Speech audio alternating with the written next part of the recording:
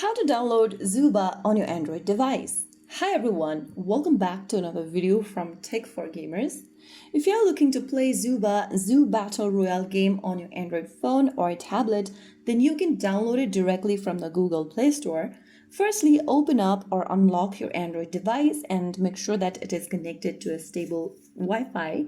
Or if you're using mobile device, make sure that it is connected to Wi-Fi or mobile data. Once you're sure about it, you can open up the Play Store and in the search bar, type in Zooba and search. Once you are inside the search result, look for the Zooba Fun Battle Royale games and tap on Install. Make sure to download the app from Wildlife Studios. Now wait for the application installation to complete, and once it is done, you can launch the game open, allow any required permissions if prompted, and let the game download any additional files or updates. And once finished, you can start playing Zooba. So that's how super simple it is. If you found the video helpful, don't forget to like, share, and subscribe to our channel. I will be back again in the next video.